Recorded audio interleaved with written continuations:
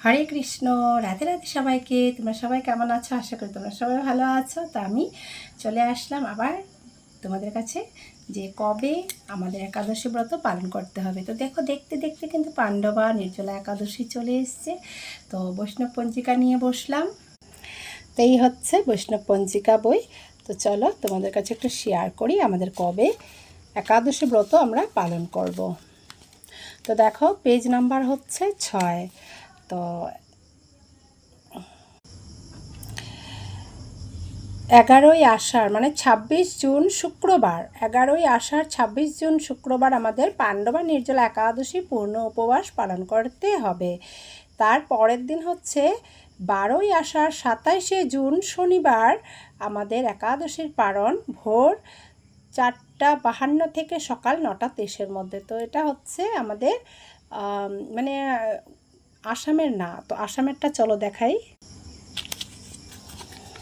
তো এই হচ্ছে, আমরা তো আসামে থাকি, যেই জায়গায় থাকো সেই জায়গার এখানে উপবাস ভঙ্গ করার পালনের সময়সূচি দেওয়া আছে। তো আমরা দেখো এখানে এই যে গুয়াহাটিরটা দেখব।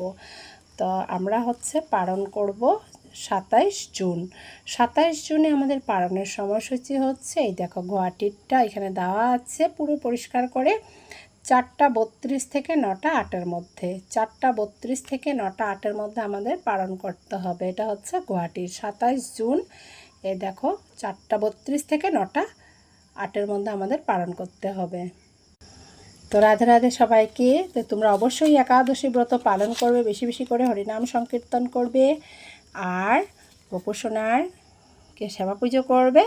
তো তোমাদেরকে তো আমি দিয়েছি যে দেখো, এই হচ্ছে 26 জুন শুক্রবার আমাদের পাণ্ডবা নির্জলা একাদশী ব্রত পালন করতে হবে। আর 27 জুন শনিবার আমাদের একাদশীর পালন। তো রাধে রাধে বন্ধুরা, আবার আসবো পরের ভিডিওতেও। হ্যাঁ, আরেকটা কথা বলতে ভুলে গেছি, সেটা হচ্ছে এই দেখো, 14ই আষাঢ় 29 জুন সোমবার, 29 জুন সোমবার পূর্ণিমা, শ্রী শ্রী জগন্নাথ দেবের স্নান যাত্রা। তো তোমাদের বাড়ির পাশে বা যেখানেই হোক কোনো মন্দির যদি থাকে, জগন্নাথের মন্দির, তাহলে তোমরা অবশ্যই যাবে, সেখানে গিয়ে স্নানটা দর্শন করবে, স্নান যাত্রা। আমি অবশ্যই যাব, তোমাদের কাছে শেয়ার করব।